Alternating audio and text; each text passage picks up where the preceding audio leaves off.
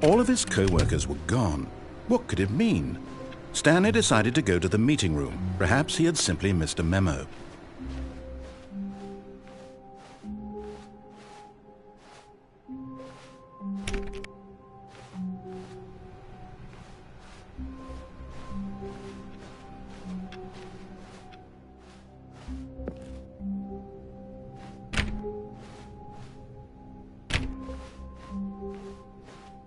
When Stanley came to a set of 2 open doors, he entered the door on his left.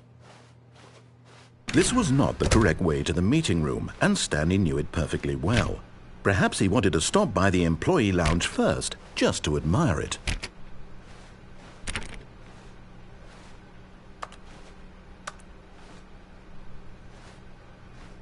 Ah, yes, truly a room worth admiring.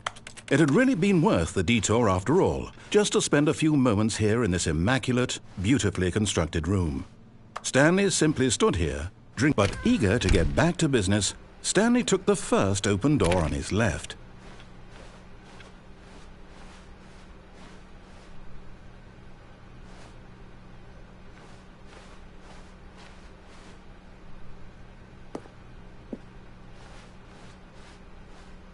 And so he detoured through the maintenance section, walked straight ahead to the opposite door, and got back on track.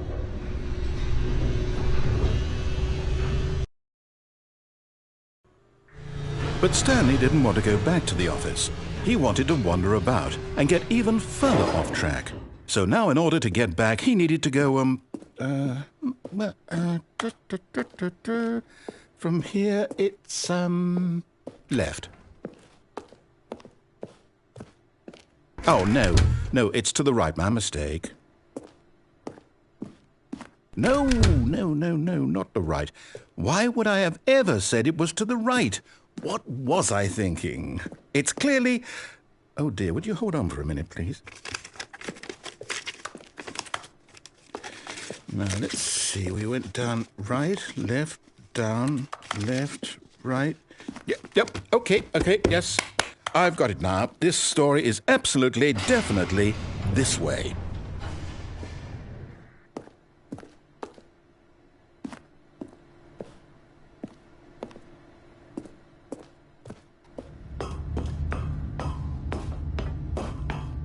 No.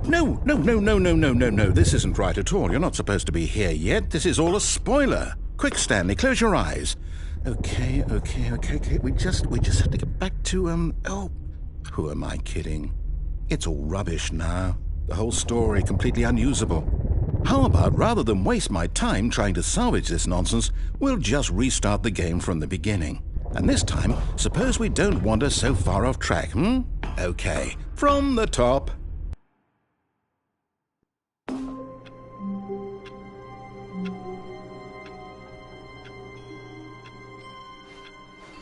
All of his co-workers were gone. What could it mean? Stanley decided to go to the meeting room. Perhaps he had simply missed a memo.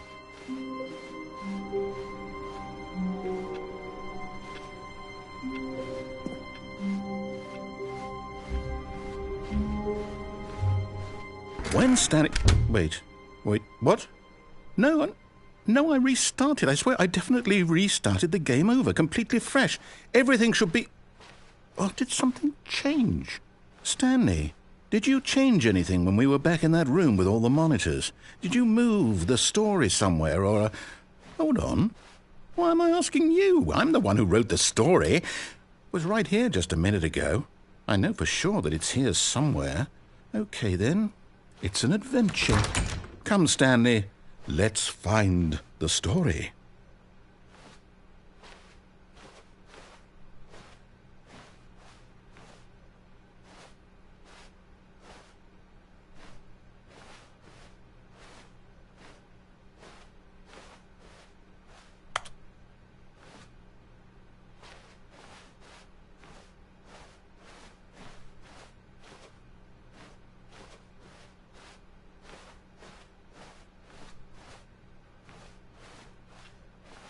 I'll say it.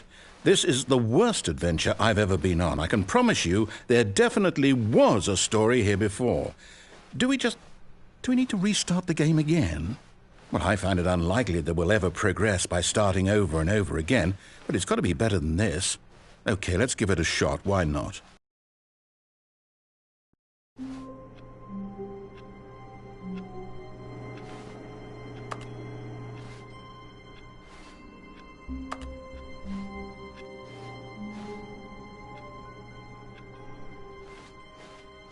All of his co-workers were gone. What could it mean? Stanley decided to go to the meeting room. Perhaps he had simply missed a memo.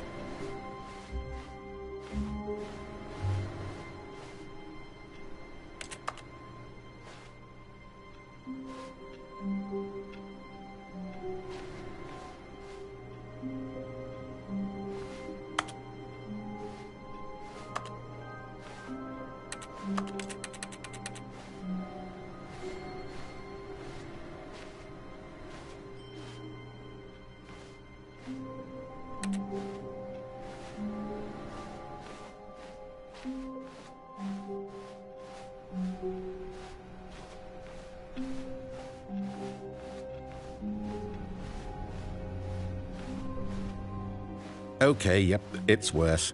I might be remembering this wrong.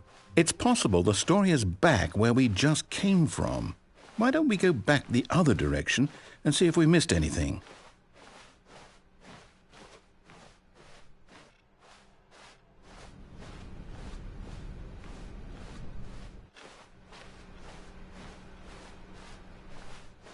Aha! I knew we'd miss something. The story. Here it comes.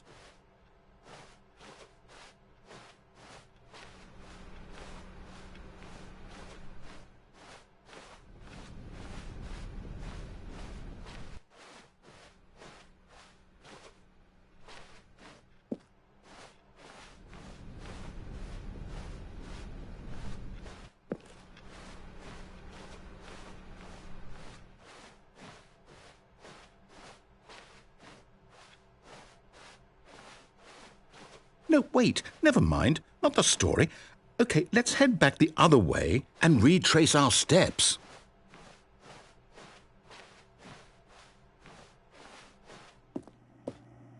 Now this, well, I'll be honest, I don't recognize this place at all. Is this the story? I don't think so. I can't quite recall, but I believe my story took place in an office building. Is that correct? Do you remember, Stanley? Well, do you know what? Since I've completely forgotten what we were supposed to be doing, how about this? You win! Congratulations! I know you put in a lot of hard work, and it really paid off, so good job. Oh, no. No, I don't feel right about this at all. We both know you didn't put in any actual work for that win. Some people win fair and square, and this was not one of those situations. Okay? I'm getting weirded out by whatever this place is. I don't care what might happen this time. I have to restart.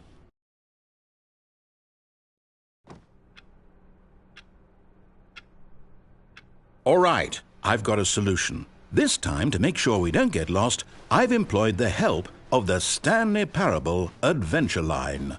Just follow the line. How simple is that?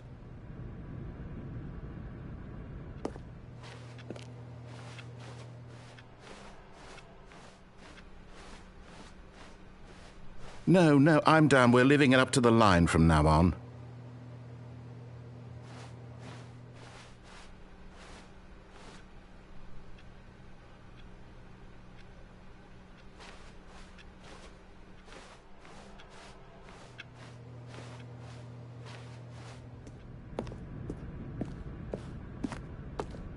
You see?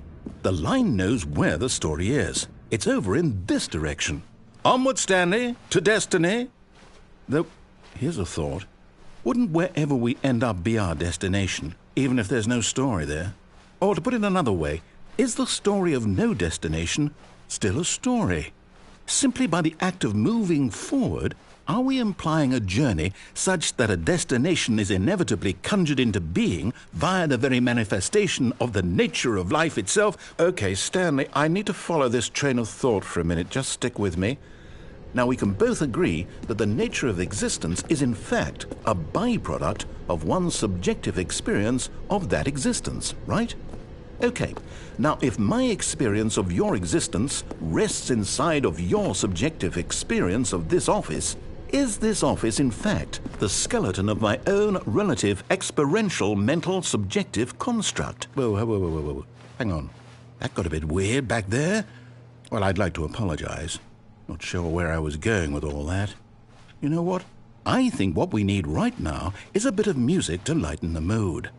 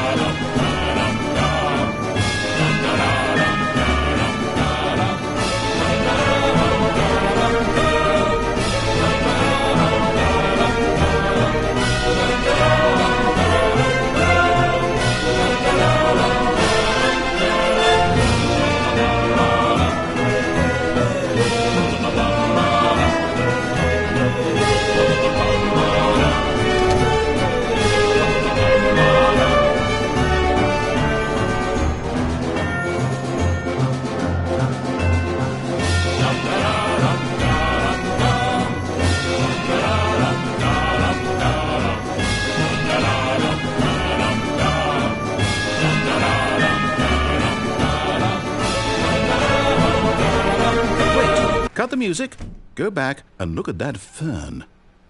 Stanley, this fern will be very important later in the story. Make sure you study it closely and remember it carefully. You won't want to miss anything.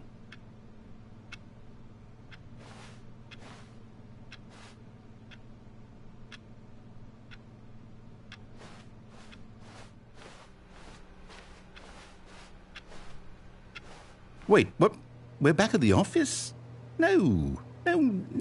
Line, you do know we're looking for the Stanley Parable, right? The story? Is any of this ringing a bell?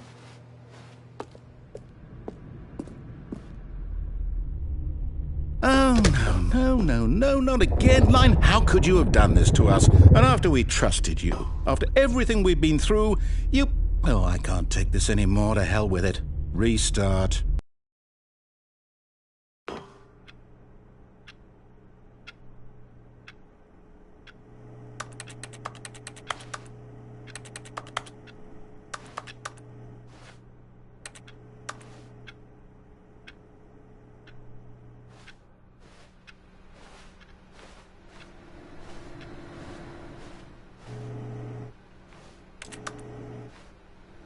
You know what, Stanley?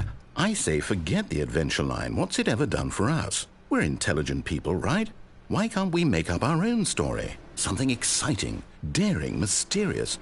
Ooh, this all sounds perfectly doable. Why don't we simply start wandering in, well, I don't know. How about this direction?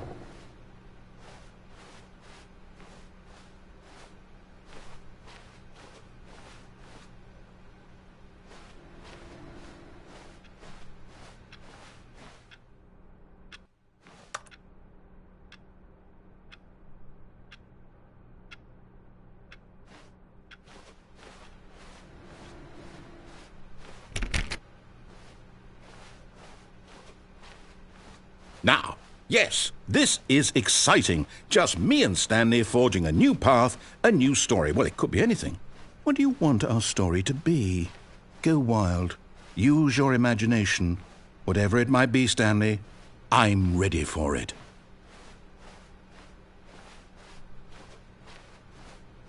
Oh, no, not you again.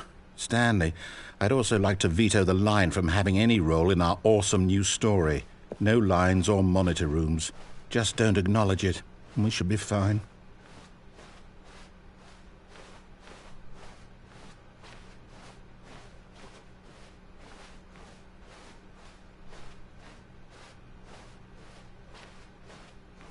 Ah, a choice. We get to make a decision. From here, the story is in our control. how important we mustn't squander the opportunity. In fact, I believe I need a minute to think here. Just walk in circles for a minute. Okay, so I know that each door has to lead somewhere, which means that somewhere, the place where we're trying to go, there must be a reverse door that leads here.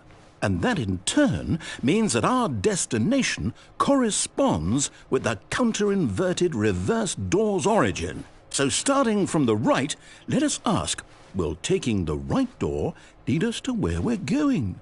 And since the answer is clearly yes, then by all accounts, the door on the right is the correct one. Another victory for logic. Come, Stanley, our destiny awaits.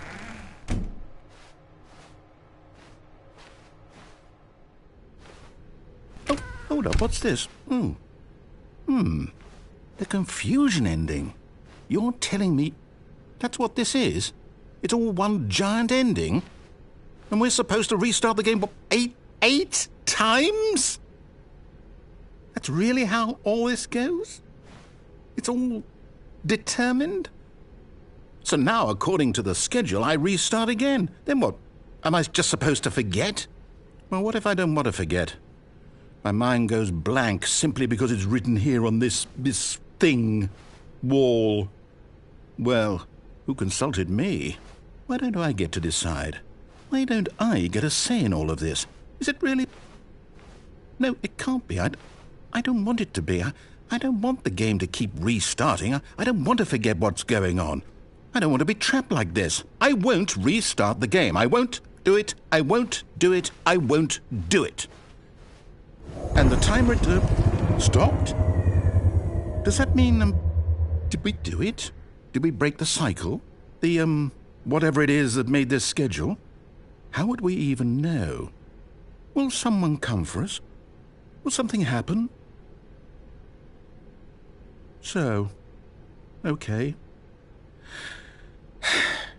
I guess now we just wait. You know, I suppose in some way that this is a kind of story, wouldn't you agree? I'm not quite sure if we're in the destination or the journey, though they're always saying that life is about the journey and not the destination, so I hope that's where we are right now. We'll find out, won't we? Eventually. Well, in the meantime, if you...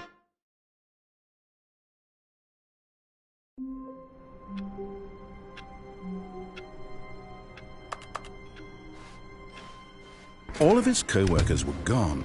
What could it mean? Stanley decided to go to the meeting room. Perhaps he had simply missed a memo. No matter how hard Stanley looked, he couldn't find a trace of his co-workers.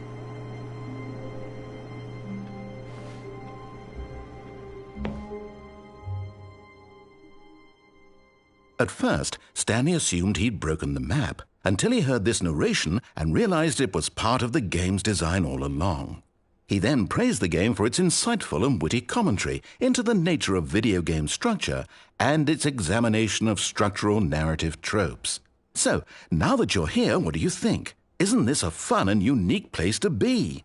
Why don't we take a minute just to drink it all in? Okay, I'm over it now. What do you think? Are you sick of this gag yet?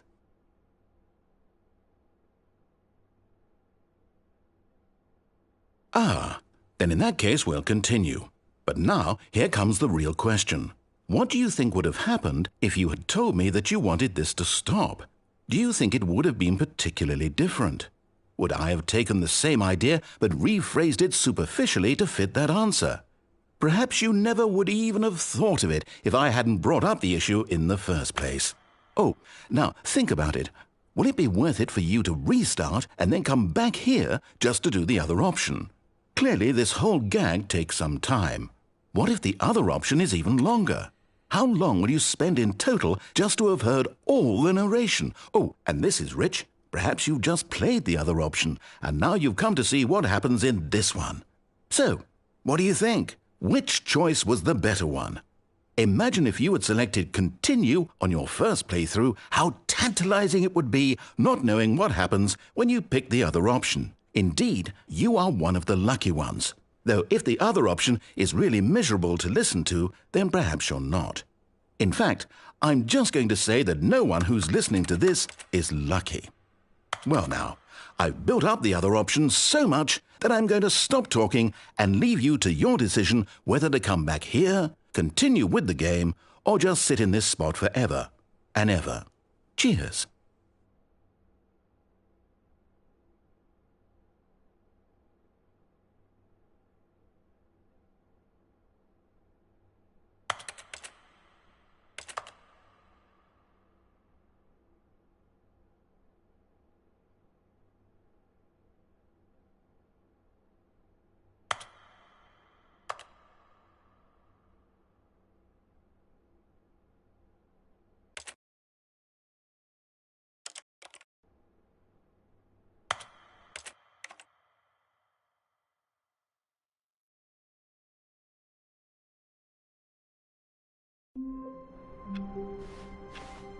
All of his co-workers were gone. What could it mean? Stanley decided to go to the meeting room. Perhaps he had simply missed a memo. No matter how hard Stanley looked, he couldn't find a trace of his co-workers. At first, Stanley assumed he'd broken the map, until he heard this narration and realized it was part of the game's design all along. He then praised the game for its insightful and witty commentary into the nature of video game structure and its examination of structural narrative tropes. So, now that you're here, what do you think? Isn't this a fun and unique place to be? Why don't we take a minute just to drink it all in? Okay, I'm over it now. What do you think? Are you sick of this gag yet?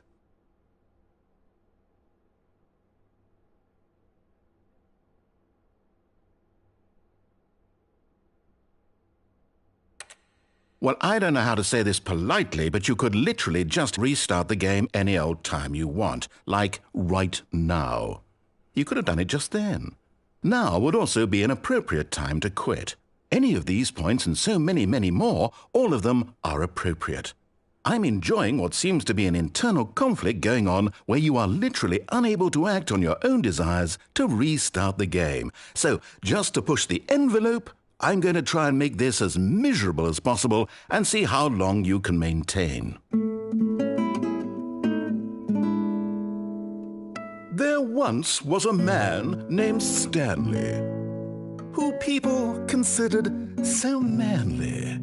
But the truth must be told, he was not very old and was quite particularly gangly. What Stanley liked most was buttons. He pushed them like some kind of glutton. He did it all day in a meaningful way, but his brain had long ceased to function. Which is why he is in this parable and lives an existence quite terrible. And if you are not strong and keep playing along, you too will become quite unbearable. You too will become quite unbearable.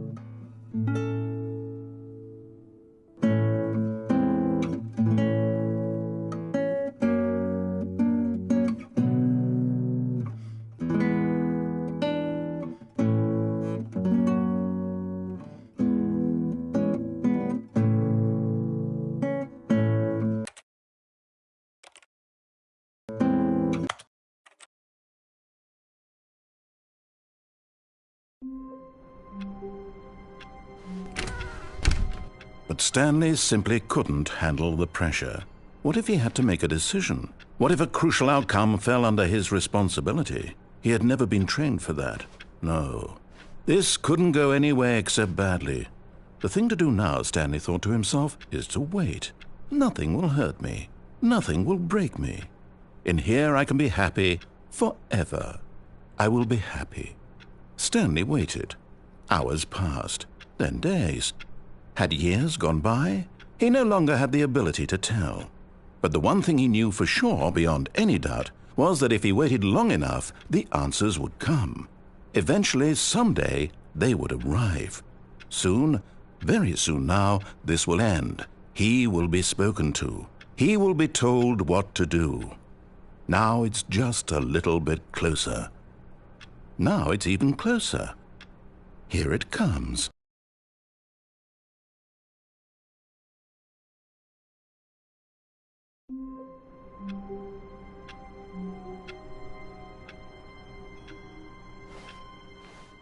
All of his co-workers were gone.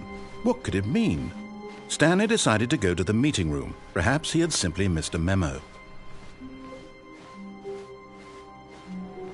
No matter how hard Stanley looked, he couldn't find a trace of his co-workers.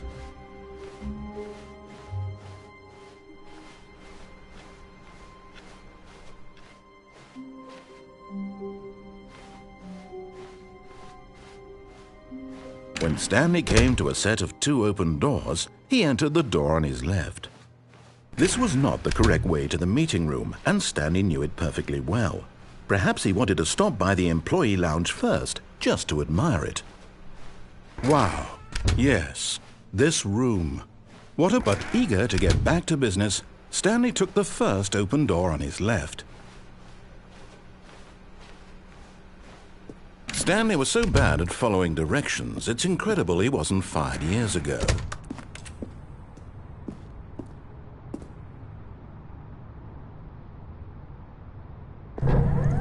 Look, Stanley, I think perhaps we've gotten off on the wrong foot here. I'm not your enemy, really, I'm not. I realize that investing your trust in someone else can be difficult, but in his eagerness to prove that he is in control of the story and no one gets to tell him what to do, Stanley leapt from the platform and plunged to his death. Good job, Stanley. Everyone thinks you are very powerful.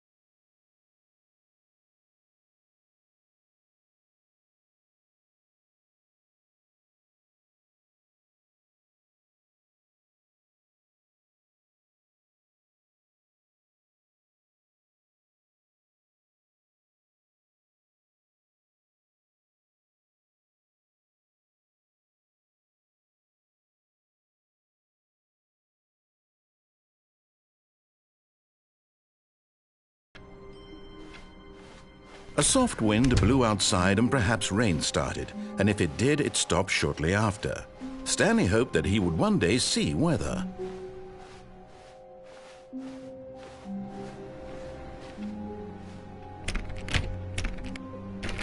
Oh, please.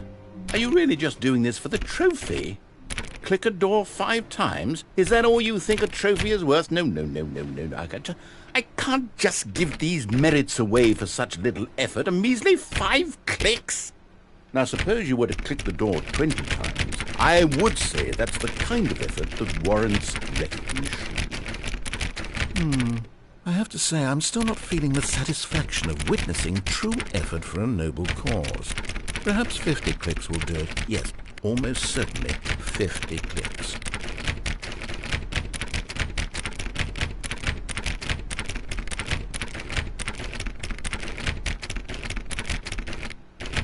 No, I'm still not feeling it. I want this trophy to have meant something. It has to be a true reward for valiant effort. I want to see some hustle, Stanley. I want to see commitment, a willingness to go all the way no matter the cost. Why don't you go put 20 clicks into door number 417?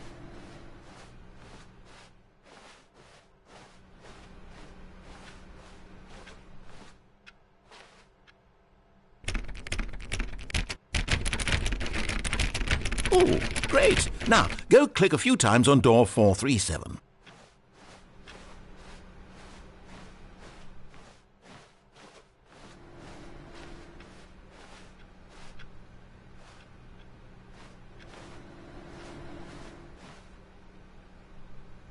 Excellent. I think we're getting somewhere. Now, door 415. Let's give it 10 clicks or so.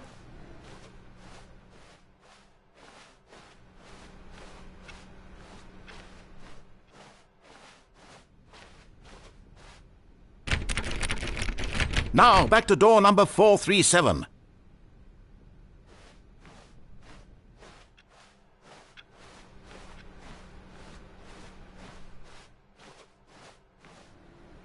Let's see. How about you click on, well, I don't know, the copy machine?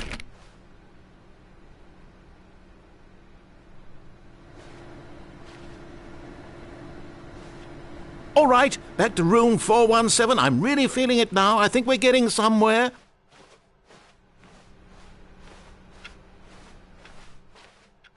Okay, now go climb on employee 419's desk.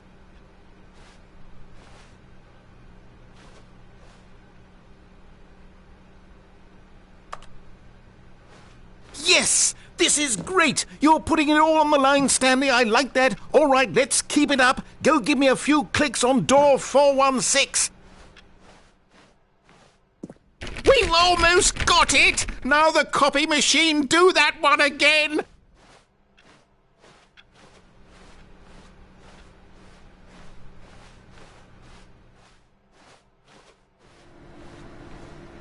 Finish it off, Stanley! 5 clicks on door 430! Yes! We did it! Oh, wow. That felt amazing. Oh, you really earned it, Stanley. Nothing could hold you back. Yes, I'm very proud of how far we've come today.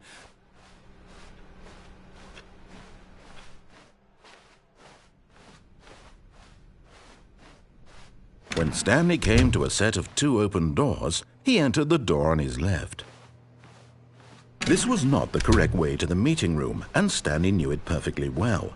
Perhaps he wanted to stop by the employee lounge first, just to admire it.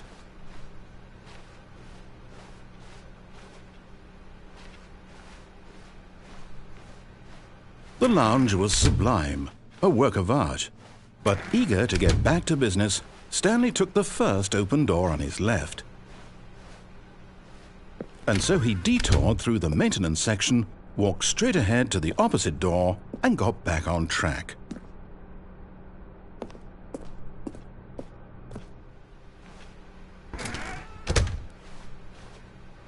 Yet there was not a single person here either. Feeling a wave of disbelief, Stanley decided to go up to his boss's office, hoping he might find an answer there.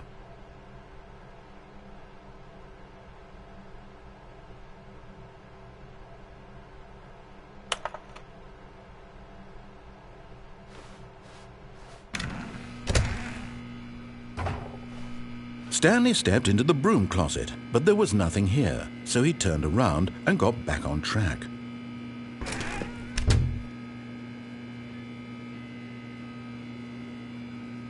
There was nothing here. No choice to make, no path to follow, just an empty broom closet. No reason to still be here.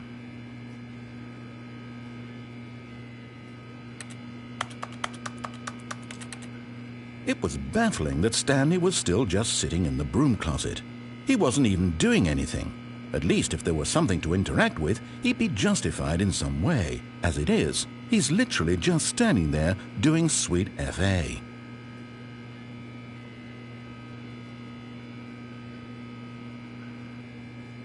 Are you really still in the broom closet? Standing around doing nothing? Why? Please offer me some explanation here. I'm genuinely confused.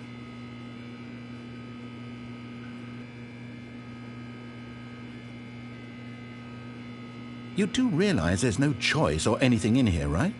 If I'd said Stanley walked past the broom closet, at least you would have had a reason for exploring it to find out.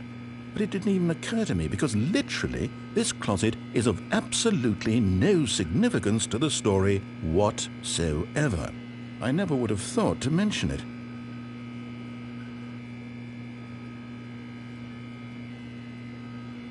Maybe to you this is somehow its own branching path. Maybe when you go talk about this with your friends you'll say, "Oh, did you get the broom closet ending? The broom closet ending was my favourite." I hope your friends find this concerning.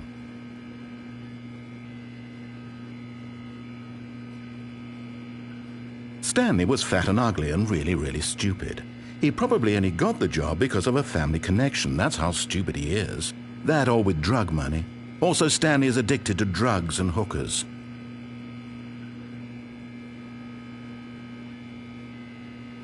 Well, I've come to a very definite conclusion about what's going on right now. You're dead. You got to this broom closet, explored it a bit, and were just about to leave because there's nothing here, when a physical malady of some sort shut down your central nervous system and you collapsed in front of your screen. Well, in a situation like this, the responsible thing is to alert someone nearby so as to ensure that your body is taken care of before it begins to decompose. Hello? Anyone who happens to be nearby? The person at this computer is dead. They have fallen prey to any number of your countless human physiological vulnerabilities. It's indicative of the long-term sustainability of your species. Please remove their corpse from the area and instruct another human to take their place, making sure they understand basic first-person video game mechanics and filling them in on the history of narrative tropes in video gaming, so that the irony and insightful commentary of this game is not lost on them. All right, when you've done that, just step out into the hallway.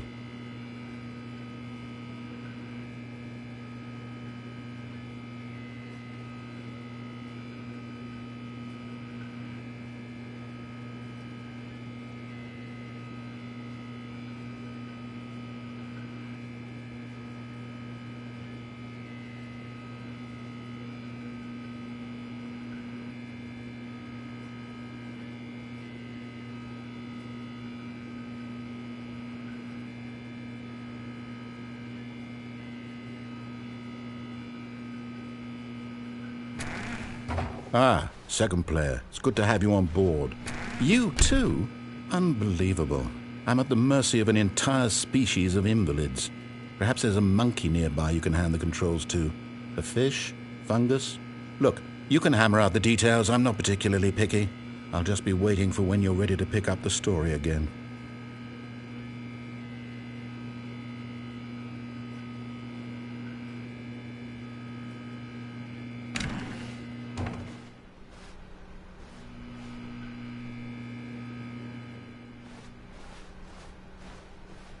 Coming to a staircase, Stanley walked upstairs to his boss's office.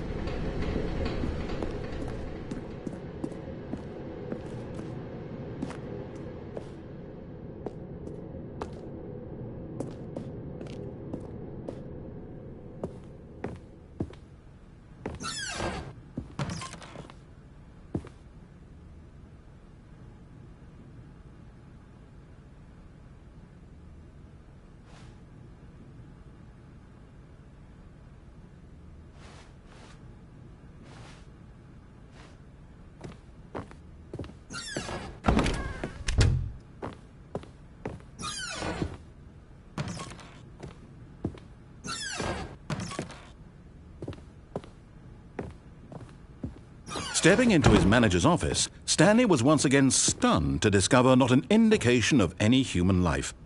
Shocked, unraveled, Stanley wondered in disbelief who orchestrated this. What dark secret was being held from him? 8. What he could not have known was that the keypad behind the boss's desk guarded the terrible truth that his boss had been keeping from him. And so the boss had assigned it an extra secret PIN number, 2845. But of course, Stanley couldn't possibly have known this.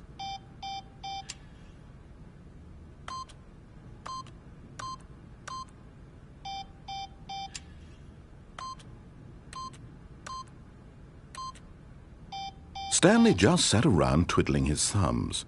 Trying to input anything on the device was useless, since he could never possibly know that the combination was 2845.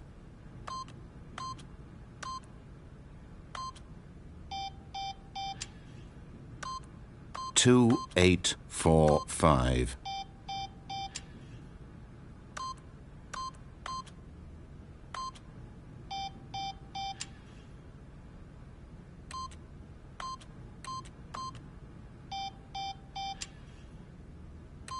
Forgot, but it turns out that the panel's emergency override kicked in, and the door just opened all by itself, and Stanley got the hell along with the story. Well, whoop-de-doo.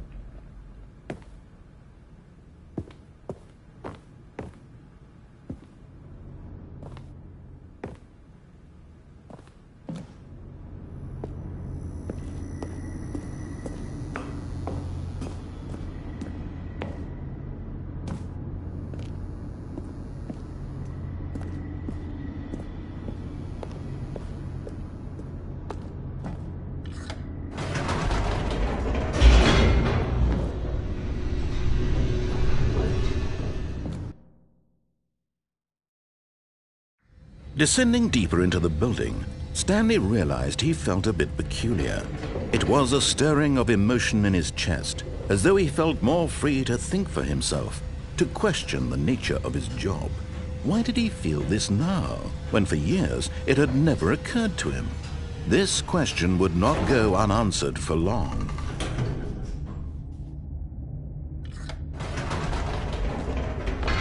Whoops, nope, never mind. Stanley actually got back into the elevator and went back up. Silly me. Why did Stanley do that when he knew that it would just lead back to his boss's office? Well, that's a great question. I just can't wait to find out.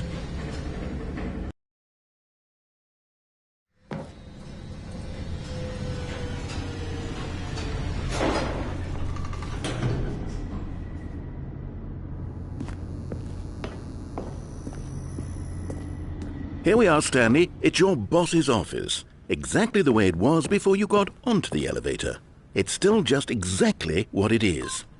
What a decision you've made to come up here and look at the office again. This has fleshed out the plot of the story in new and fascinating ways I could have never anticipated. It's that keen eye for storytelling that you have, an incisive rapid fire of critical plot points, one after the other, weaving a rich tapestry of uncompromising narrative. Wow! I'm bolted to the edge of my seat.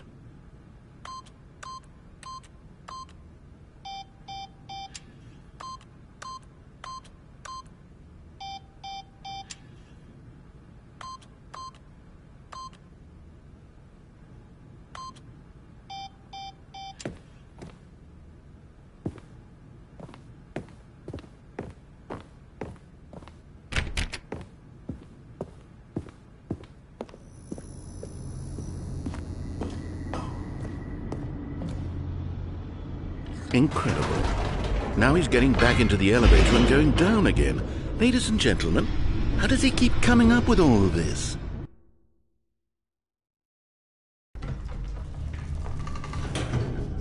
Surely this time Stanley will walk forward into the spooky corridor, won't he?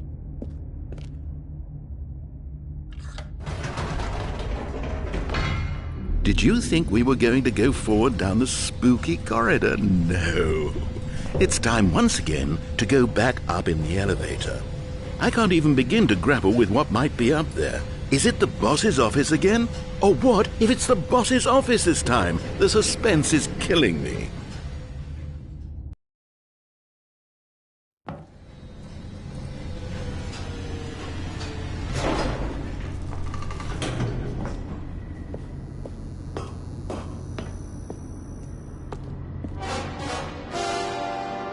Oh, my God. It's the boss's office. This absolutely changes everything for me. Give me a time out here for a minute while I process this.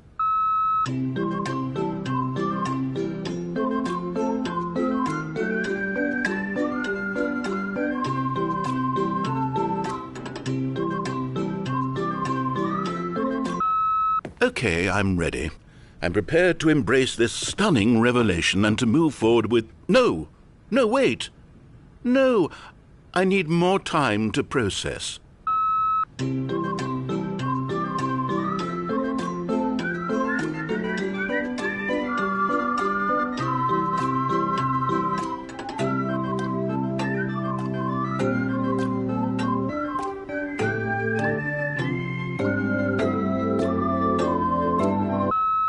All right, I have fully come to terms with it. I have made space in my worldview for this astonishing new reality. As before, I turn to your expert eye for gripping narrative, Master Stanley. Of course, going back down in the elevator. How did I not anticipate it? I mean, sure, now it's obvious, but you have to understand that 30 seconds ago, this kind of thing had never been attempted before.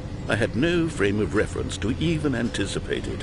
That's just how revelatory Stanley's decision-making is. A breath of fresh air in a landscape of storytelling that has grown stale and repetitive.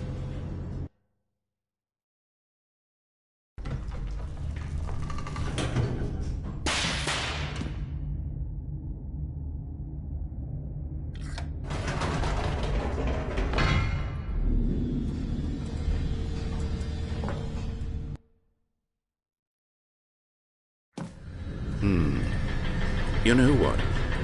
I've just thought of something. Hold on, let's stop for a moment. Don't you realize? It's the anticipation, Stanley. You and I, we have no way of knowing what will be at the top of this elevator. But the suspense, the agony of waiting and anticipating and having to guess, that's the real thrill. Oh, I simply don't want to let that feeling go. It's so precious, so fleeting. Why don't we take this elevator ride nice and slow? There we go.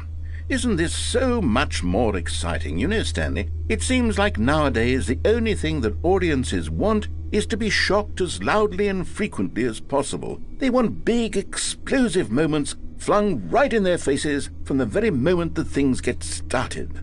But where's the tension? Where's the trust in the audience to build a slow and nuanced appreciation for the story, the characters? Why aren't we given time to imagine the surprises, to have to think and to anticipate, and then to marvel at the eventual reveal? This is storytelling, Stanley. What you and I are doing right now. This is the most exciting narrative to be developed in years, and it's really all because of you. You're the one who took this bold step of revisiting the exact same locations over and over. Truly, I mean it. This is unique and different. It's not like anything else out there. You see, I want stories that surprise me, Stanley. I want to have to think. I want to be engaged and not pandered to. We're being fed such unimaginative drivel all the time, and we all know it, which is why we're so starved for content that makes us feel sharp and vital and alive. That's why people like you so much, Stanley, because you're not afraid to spit in the face of tradition. You're a role model, you know? People look up to you. Which is why, I didn't know when to spring this on you, but, well, I've gathered a little press conference for you, so that you can talk about your work and your storytelling and your life. Yes, I know you're not much for the public eye, but I thought it would especially mean a lot to the people who have been following you from the beginning. They really look up to you, Stanley. I don't know if you realize the impact you have on them. This is the kind of gesture that might leave a tremendous impact on them for the better. Oh, good, we're here.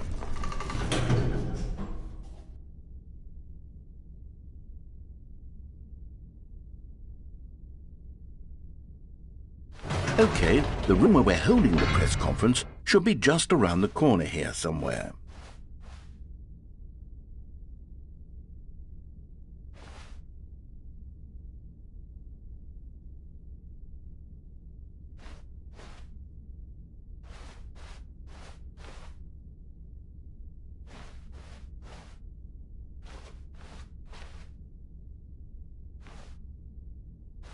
Ah, yes, here it is, just through this door.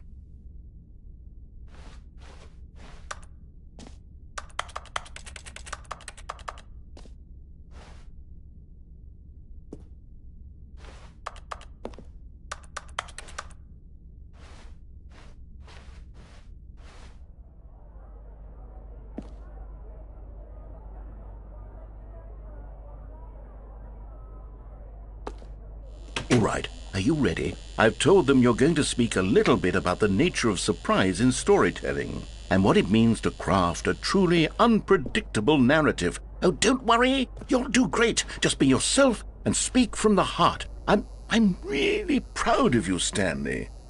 Okay, it looks like they're ready for you. Go get 'em.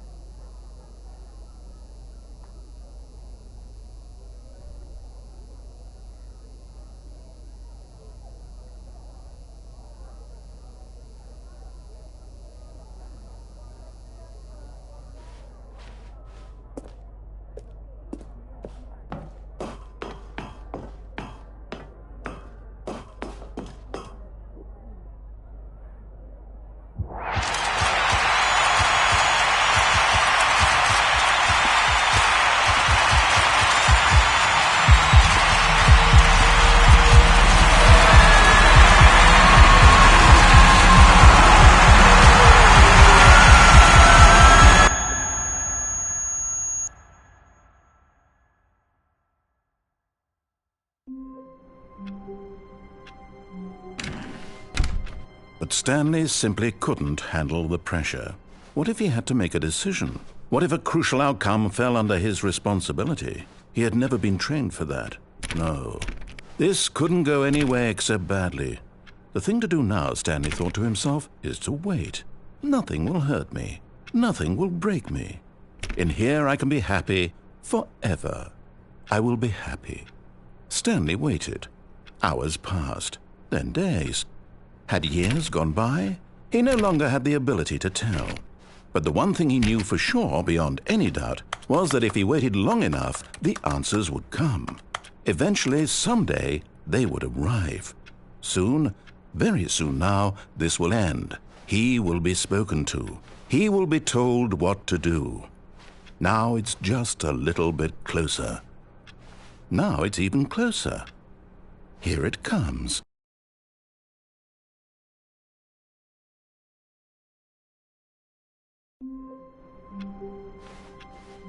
All of his co-workers were gone. What could it mean?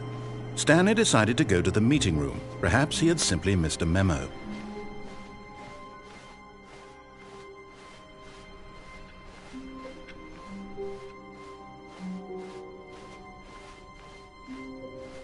When Stanley came to a set of 2 open doors, he entered the door on his left.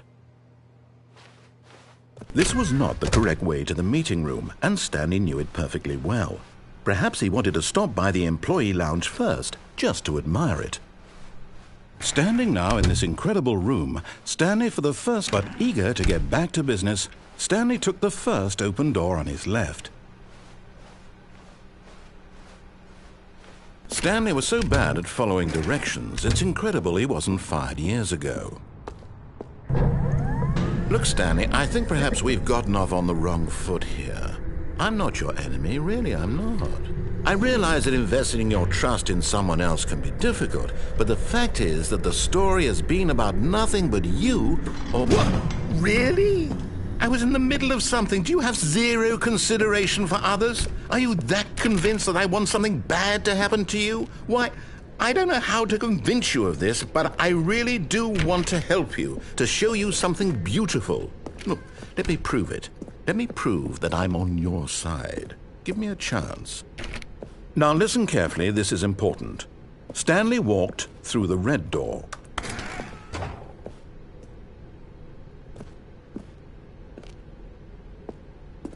Aha, perhaps you misunderstood. Stanley walked through the red door. I still don't think we're communicating properly. Stanley walked through the red door.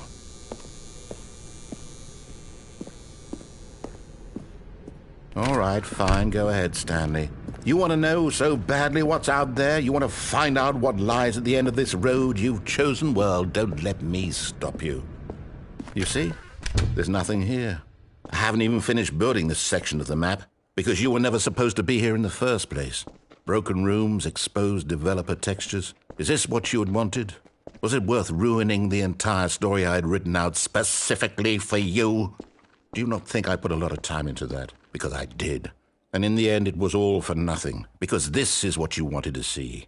Help me here, Stanley. Help elucidate these strange and unknowable desires of yours. What would have made this game better? What did you want to see? Vehicles? Skill trees? Work with me. You've given me absolutely nothing so far. Tell you what, let me take a stab in the dark at a new design, and you can give me some feedback. There we go. A third option. This already feels leaps ahead of where we were before. Go ahead, Stanley. Take it for a spin.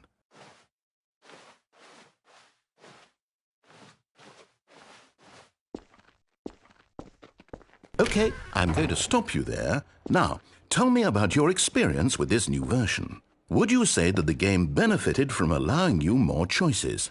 Feel free to be honest. I'm looking for some real critical feedback here.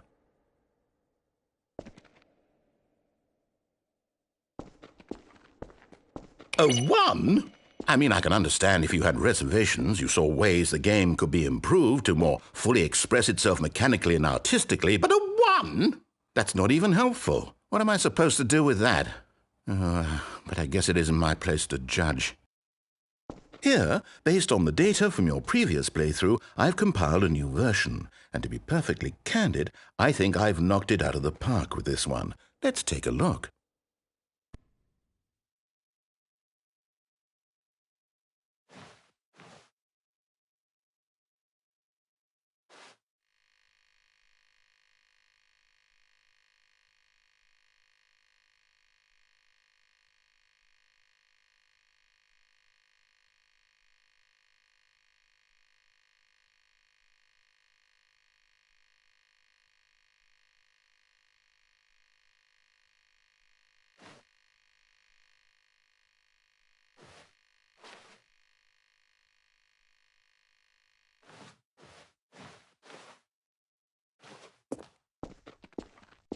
Now, would you say that competitive leaderboard helped you feel motivated to keep walking through doors? Again, honest answers, please.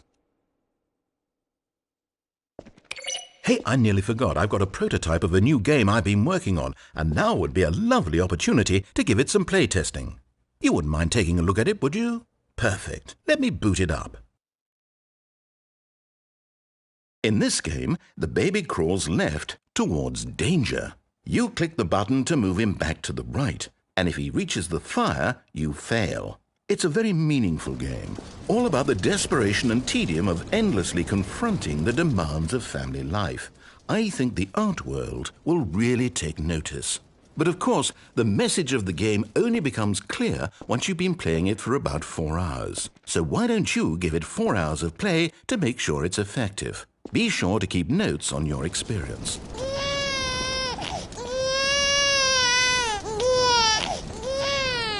You heartless bastard. Did you do it because you hate babies or purely to spite me? Because if it's the latter, well, I don't know what to do. I'm completely out of ideas. I can't think of a single thing that might improve the experience for me. I'm not even going to try. I'm out, I'm done. It's over. Thank you for playing. Your input was extremely valuable. Oh, hey, since my game was so awful, why don't we play someone else's game, just to ease the pain?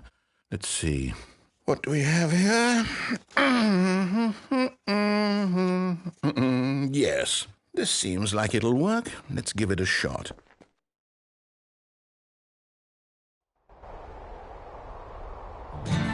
Aha! Fascinating. What do you think this game is about, Stanley? What's our backstory? What is our motivation? Well, it seems obvious to me that you are meant to play as a creepy man spying on innocent civilians below you from up high in your creep tower, perhaps for some sort of twisted erotic purpose. Yes, that must be it. What a fascinating venture into the experience of total mental depravity. So far, I love everything about this game, Stanley, and it seems there's even more. Come, let's venture outward and see what else is out there.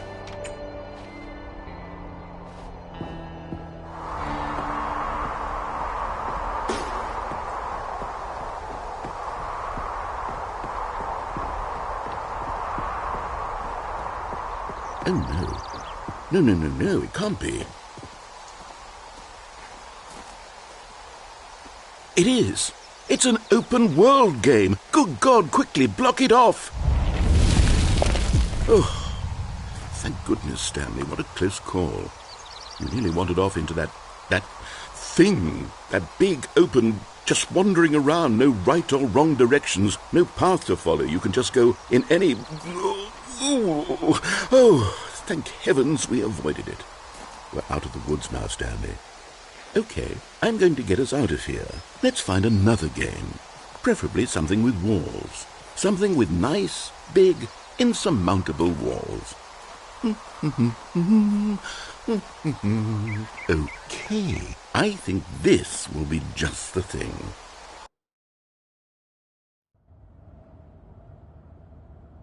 Wonderful. See, this is exactly what I had in mind. Just a nice big box for you to run around in. There isn't any possibility that you could get lost here. Now this is game design. Stanley, if you manage to get lost in this game, I will be phenomenally impressed. Okay, so what exactly do we do here? Let's see. There are lots of cars here in the back, but obviously there's no racetrack. Okay, I'm seeing that there's a ball of some kind back here. Is this game sports ball? Stanley, I think it's sports ball. Oh, what fun. We shall run the bases and do a touchdown together? Yes, I think surely we must. Okay, Stanley, here's the ball. Have fun.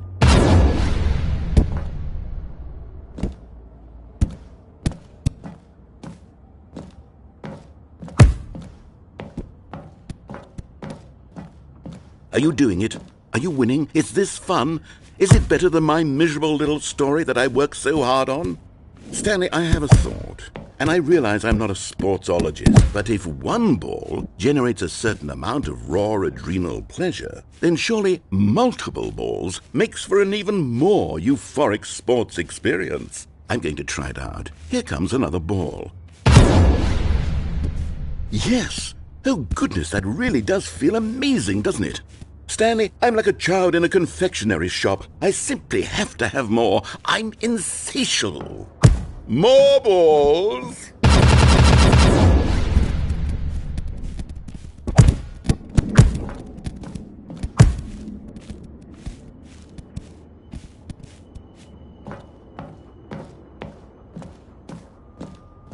Are you enjoying this, Stanley?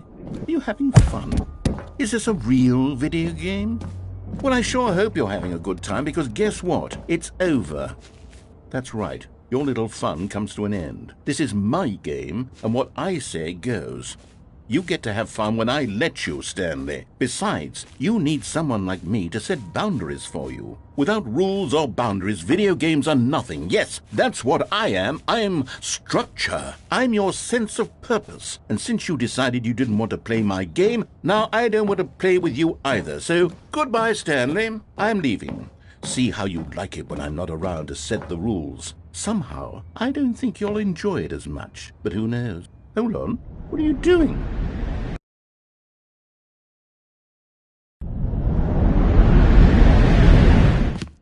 Stanley, don't do that. I can't follow you there. I can't help you. How will you write a story without me? You can't do it. You know that. Stanley, come back.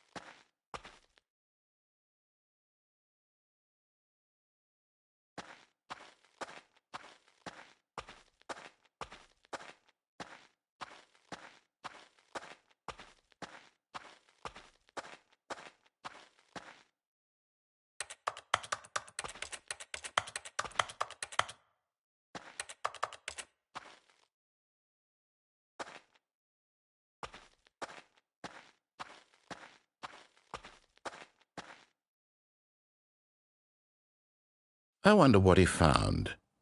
If what he wanted was to be the leading man in his own story, well, perhaps he's gotten it, down in wherever he is right now. I wonder if he's happy with his choice, and if he's learned the heavy cost that comes with it. He'll understand soon what I was trying to tell him. He needs me. Someone who will wrap everything up at the end, to make sense out of the chaos and the fear and the confusion. That's who I am. That is what I mean to this world. Oh, yes. Yes, I'll be back. There's no other way. Once this ends, after it all comes to a close, then I'll be back. The end will be here soon. Very soon. I can wait.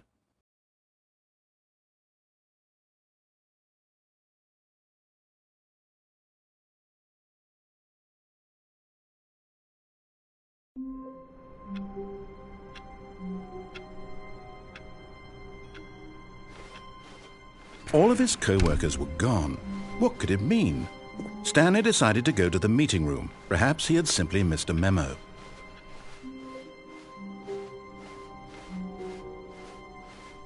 When Stanley came to a set of 2 open doors, he entered the door on his left.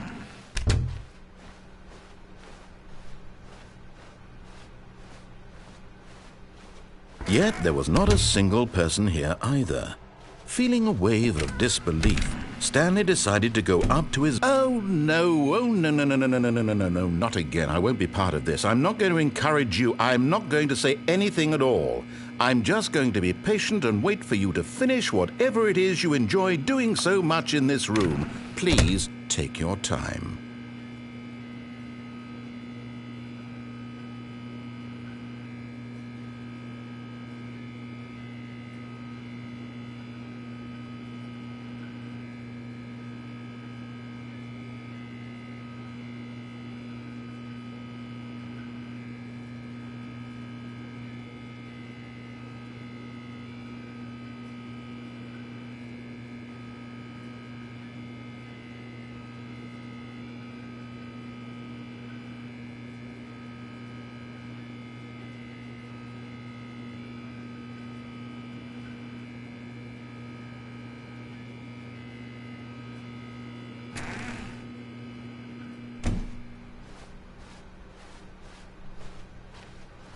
Coming to a staircase, Stanley walked upstairs to his boss's office.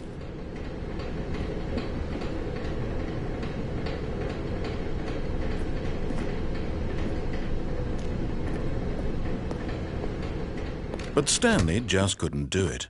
He considered the possibility of facing his boss, admitting he had left his post during work hours. He might be fired for that. And in such a competitive economy, why had he taken that risk? All because he believed everyone had vanished? His boss would think he was crazy. And then something occurred to Stanley. Maybe, he thought to himself, maybe I am crazy. All of my co-workers blinking mysteriously out of existence in a single moment for no reason at all? None of it made any logical sense. And as Stanley pondered this, he began to make other strange observations. For example, why couldn't he see his feet when he looked down? Why did doors close automatically behind him wherever he went? And for that matter, these rooms were starting to look pretty familiar. Were they simply repeating? No, Stanley said to himself, this is all too strange. This can't be real. And at last, he came to the conclusion that had been on the tip of his tongue. He just hadn't found the words for it. I'm dreaming, he yelled. This is all a dream. Oh, what a relief Stanley felt to have finally found an answer, an explanation. His co-workers weren't actually gone. He wasn't going to lose his job. He wasn't crazy after all. And he thought to himself, I suppose I'll wake up soon. I'll have to go back to my boring real-life job pushing buttons. I may as well enjoy this while I'm still lucid. So he imagined himself flying and began to gently float above the ground. Then he imagined himself soaring through space on a magical starfield, and it too appeared. It was so much fun, and Stanley marveled that he had still not woken up. How was he remaining so lucid? And then perhaps the strangest question of them all entered Stanley's head. One he was amazed he hadn't asked himself sooner. Why is there a voice in my head dictating everything that I'm doing and thinking? Now the voice was describing itself being considered by Stanley, who found it particularly strange. I'm dreaming about a voice describing me, thinking about how it's describing my thoughts, he thought. And while he thought it all very odd and wondered if this voice spoke to all people in their dreams, the truth was that, of course, this was not a dream. How could it be? Was Stanley simply deceiving himself, believing that if he's asleep, he doesn't have to take responsibility for himself? Stanley is as awake right now as he's ever been in his life. Now, hearing the voice speak these words was quite a shock to Stanley. After all, he knew for certain, beyond a doubt, that this was in fact a dream. Did the voice not see him float and make the magical stars just a moment ago? How else would the voice explain all that? This voice was a part of himself too. Surely, if he could just... He would prove it. He would prove that he was in control, that this was a dream. So he closed his eyes gently, and he invited himself to wake up. He felt the cool weight of the blanket on his skin, the press of the mattress on his back, the fresh air of a world outside this one. Let me wake up, he thought to himself. I'm through with this dream. I wish it to be over. Let me go back to my job. Let me continue pushing the buttons. Please, it's all I want. I want my apartment and my wife and my job. All I want is my life exactly the way it's always been. My life is normal. I am normal. Everything will be fine. I am okay.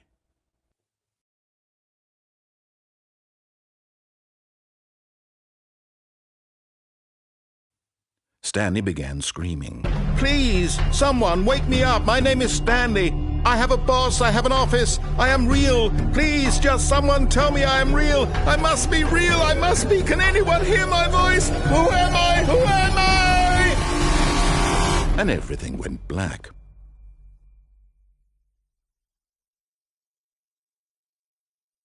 This is the story of a woman named Mariella. Mariella woke up on a day like any other. She arose, got dressed, gathered her belongings, and walked to her place of work.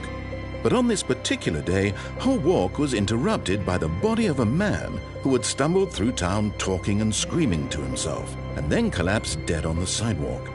And although she would soon turn to go call for an ambulance, for just a few brief moments she considered the strange man. He was obviously crazy. This much she knew. Everyone knows what crazy people look like. And in that moment, she thought to herself how lucky she was to be normal. I am sane. I am in control of my mind. I know what is real and what isn't. It was comforting to think this, and in a certain way, seeing this man made her feel better. But then she remembered the meeting she had scheduled for that day, the very important people whose impressions of her would affect her career, and by extension, the rest of her life. She had no time for this, so it was only a moment that she stood there, staring down at the body. And then she turned and ran.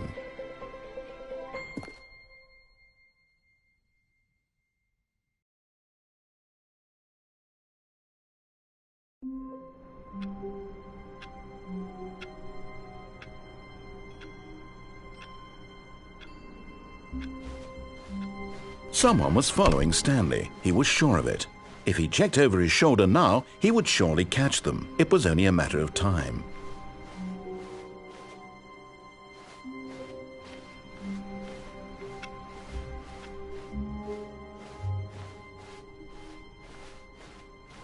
When Stanley came to a set of 2 open doors, this was not the correct way to the meeting room, and Stanley knew it perfectly well.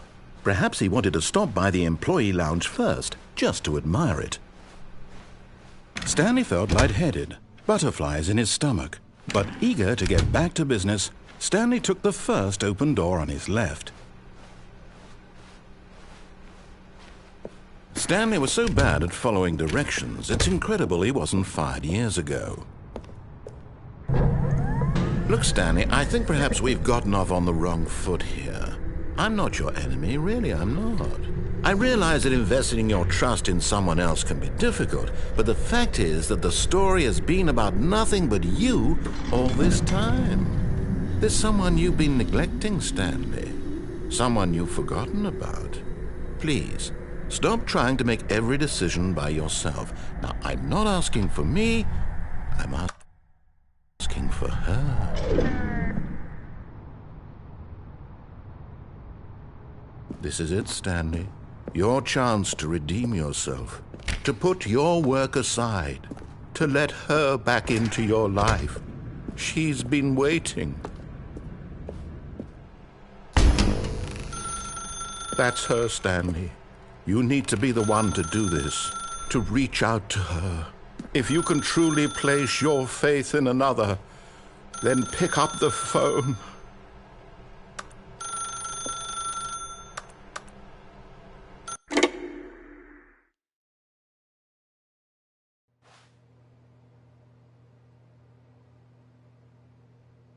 Oh, Stanley, is that you?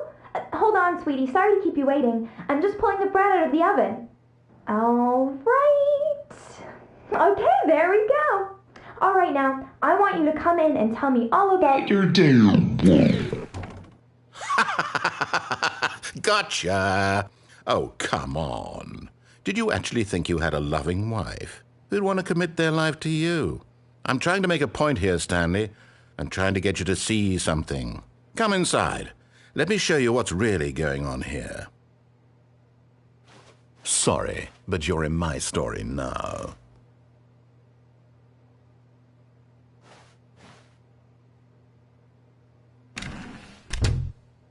This is a very sad story about the death of a man named Stanley.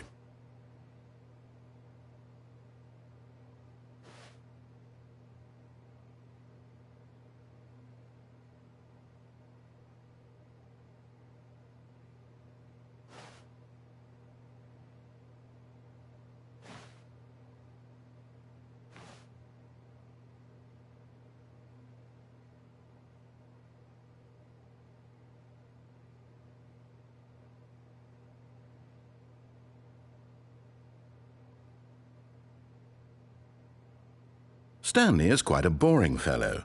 He has a job that demands nothing of him, and every button that he pushes is a reminder of the inconsequential nature of his existence.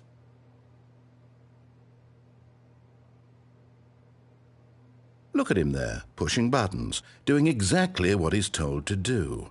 Now he's pushing a button. Now he's eating lunch.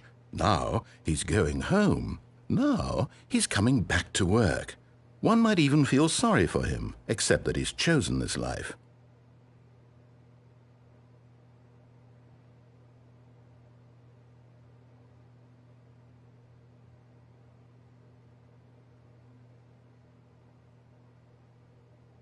But in his mind, in his mind he can go on fantastic adventures.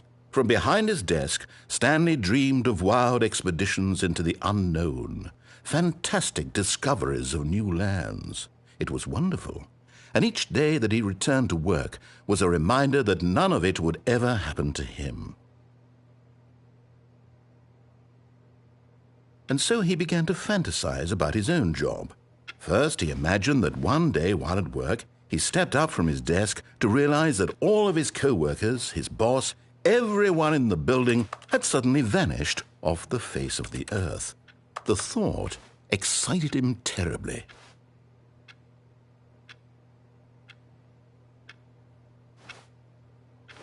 So he went further. He imagined that he came to two open doors and that he could go through either. At last, choice.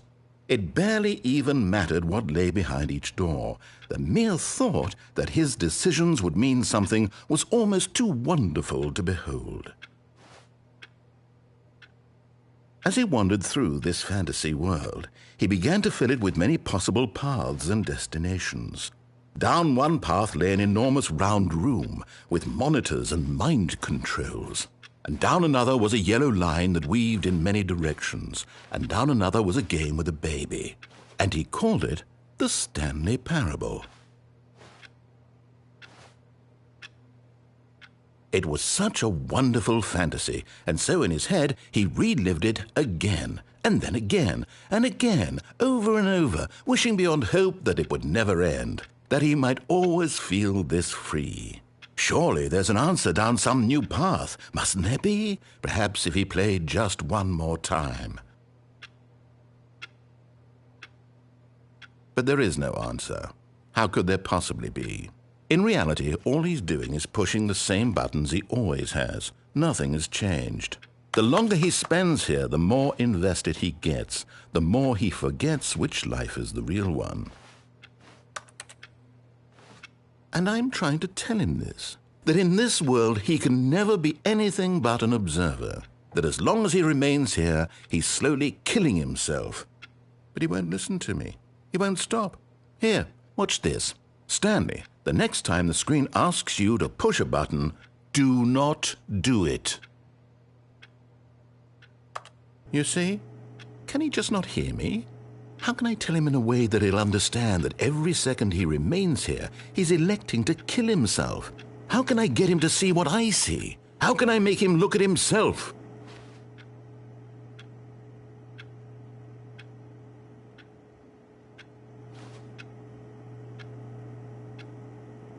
I suppose I can't, not in the way I want him to. But I don't make the rules. I simply play to my intended purpose, the same as Stanley. We're not so different, I suppose. I'll try once more to convey all this to him. I'm compelled to. I must. Perhaps, well, maybe this time he'll see. Maybe this time. And I tried again, and Stanley pushed a button. And I tried again, and Stanley pushed a button. And I tried.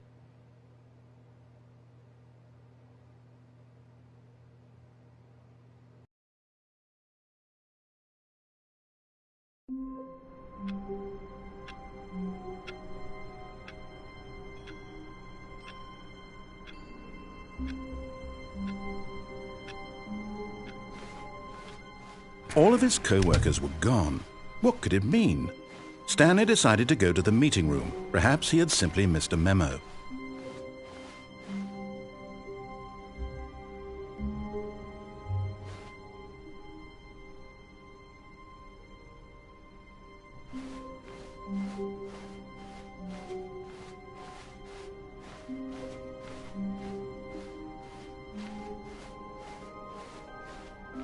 When Stanley came to a set of 2 open doors, he entered the door on his left.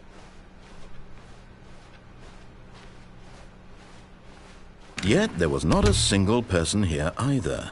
Feeling a wave of disbelief, Stanley decided to go up to his boss's office. Coming to a staircase, Stanley walked upstairs to his boss's office.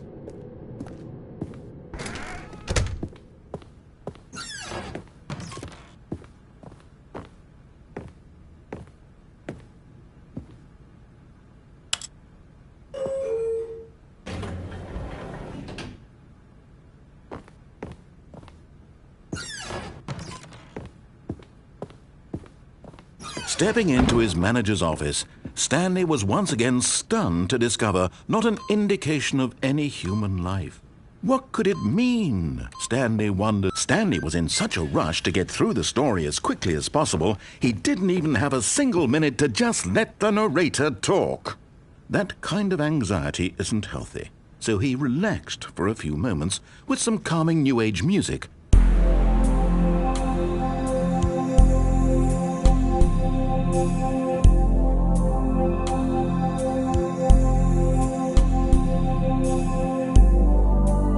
Feeling soothed and rejuvenated, Stanley calmly walked forward into the opened passageway.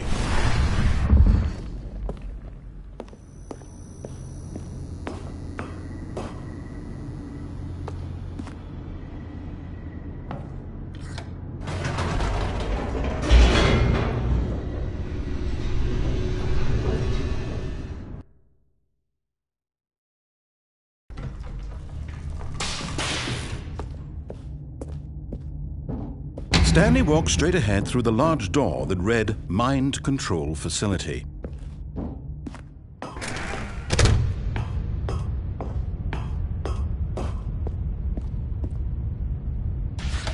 The lights rose on an enormous room packed with television screens. What horrible secret did this place hold? Stanley thought to himself. Did he have the strength to find out?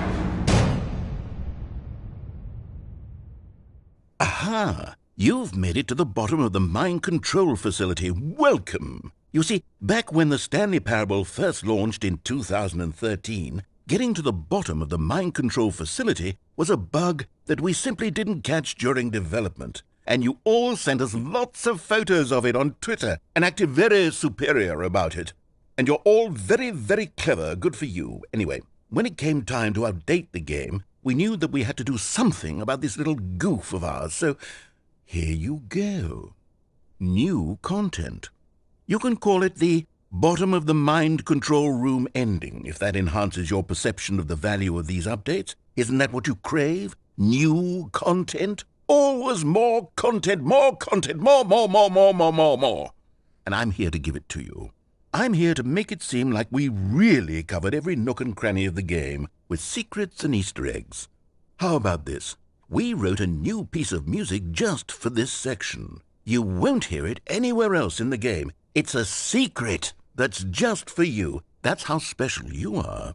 We call this track, Good Job You've Made It to the Bottom of the Mind Control Facility. Well done.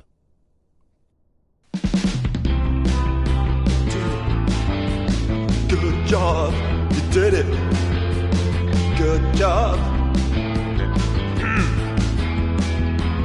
3, 2, 1. Good job, you made it to the bottom of the mind control facility. You jumped on the catwalk. You should have been careful. You should have been careful.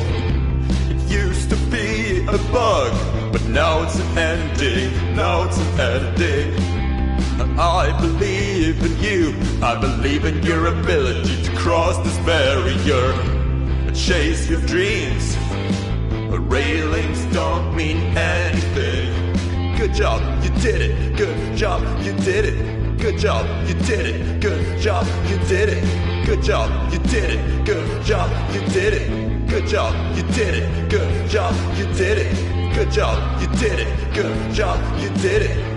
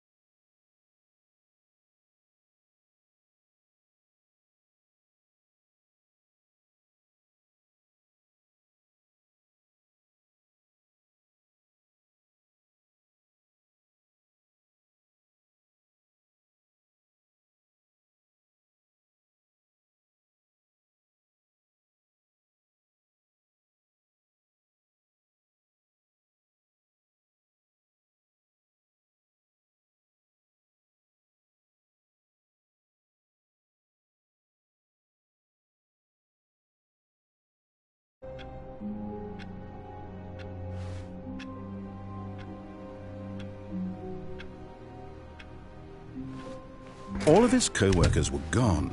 What could it mean? Stanley decided to go to the meeting room. Perhaps he had simply missed a memo.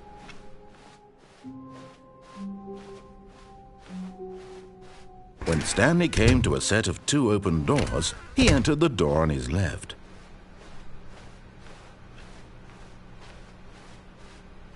Yet there was not a single person here either. Feeling a wave of disbelief, Stanley decided to go up to his boss's office. Coming to a staircase, Stanley walked upstairs to his boss's office.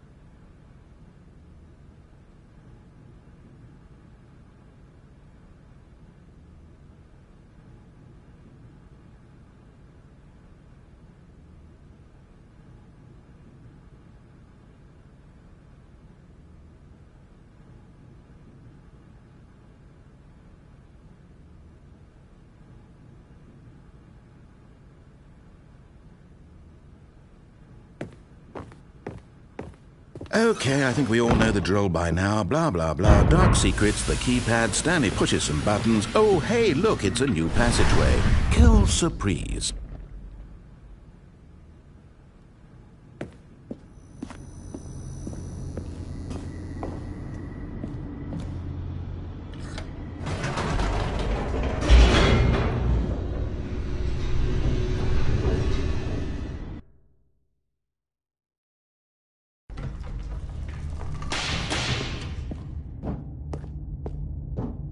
Stanley walked straight ahead through the large door that read Mind Control Facility.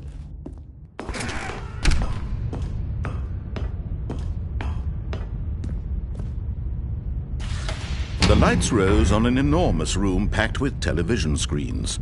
What horrible secret did this place hold? Stanley thought to himself. Did he have the strength to find out?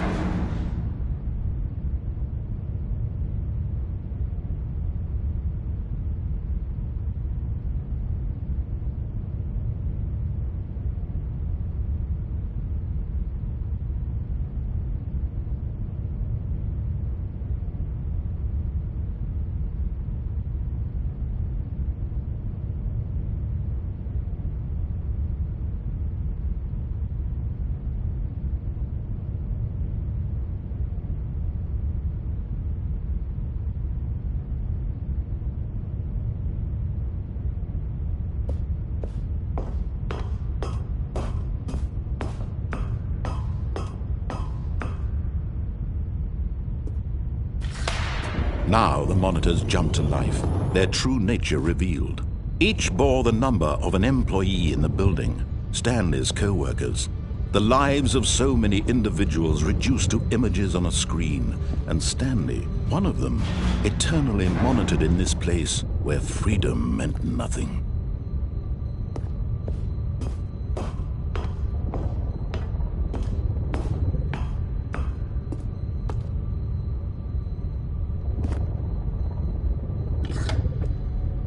This mind control facility, it was too horrible to believe. It couldn't be true. Had Stanley really been under someone's control all this time? Was this the only reason he was happy with his boring job? That his emotions had been manipulated to accept it blindly? No, he refused to believe it. He couldn't accept it. His own life in someone else's control? Never! It was unthinkable. Wasn't it? Was it even possible? Had he truly spent his entire life utterly blind to the world?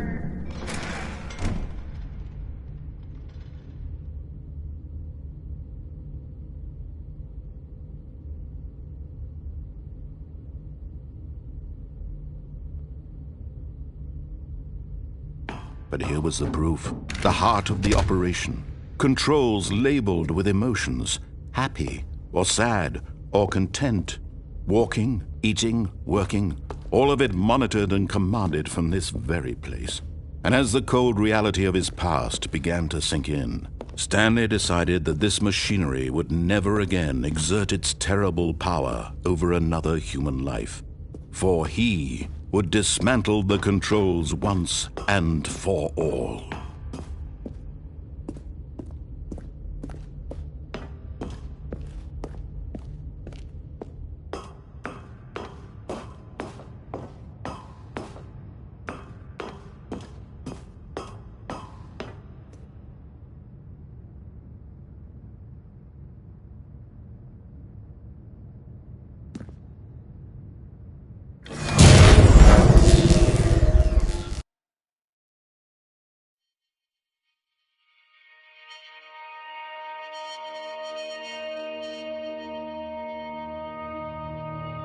Blackness, and a rising chill of uncertainty.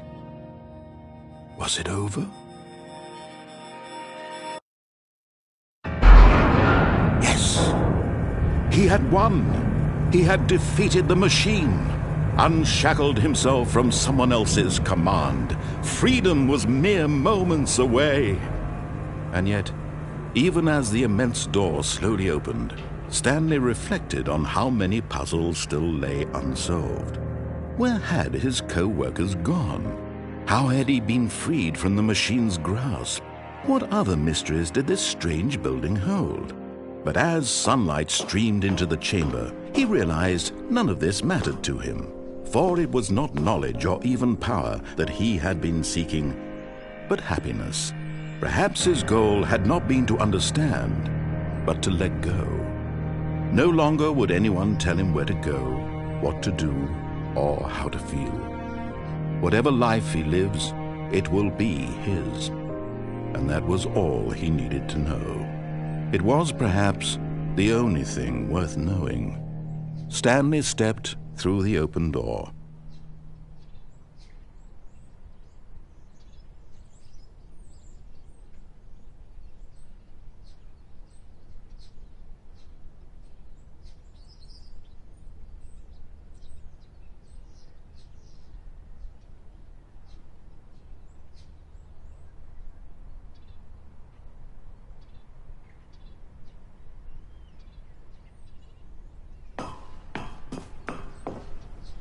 Stanley felt the cool breeze upon his skin, the feeling of liberation, the immense possibility of the new path before him. This was exactly the way, right now, that things were meant to happen. And Stanley was happy.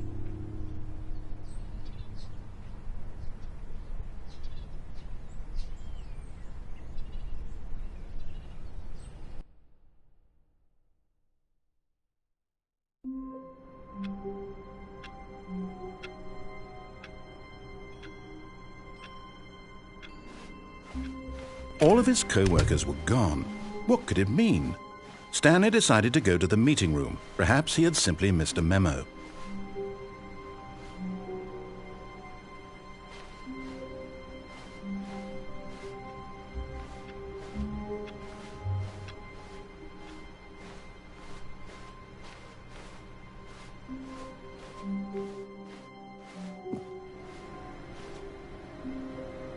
No matter how hard Stanley looked, he couldn't find a trace of his co-workers.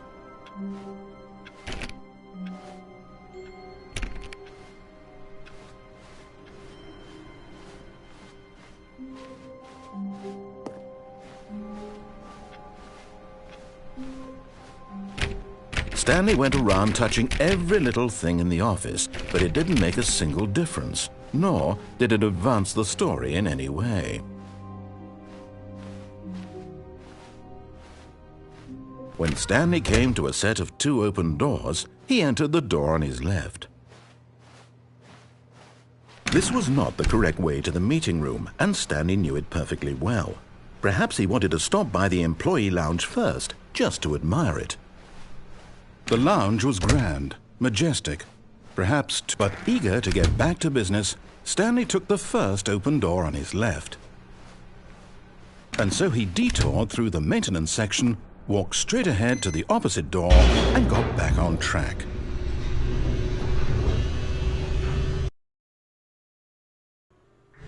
But Stanley didn't want to go back to the office. He wanted to wander about and get even further off track. So now in order to get back, he needed to go, from here, it's, left. Oh, no, it's to the right, my mistake. No, not the right. Why would I have ever said it was to the right? What was I thinking? It's clearly... Oh, dear, would you hold on for a minute, please? Now, let's see. We went down right, left, down, left, right. Yep, okay, yes.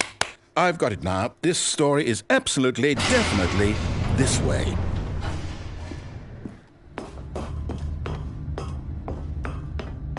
No. This isn't right at all. You're not supposed to be here yet. This is all a spoiler. Quick, Stanley, close your eyes. Okay. We just have to get back to, oh, who am I kidding? It's all rubbish now. The whole story completely unusable. How about, rather than waste my time trying to salvage this nonsense, we'll just restart the game from the beginning. And this time, suppose we don't wander so far off track, Okay, from the top.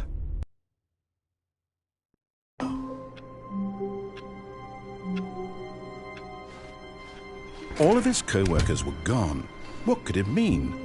Stanley decided to go to the meeting room. Perhaps he had simply missed a memo.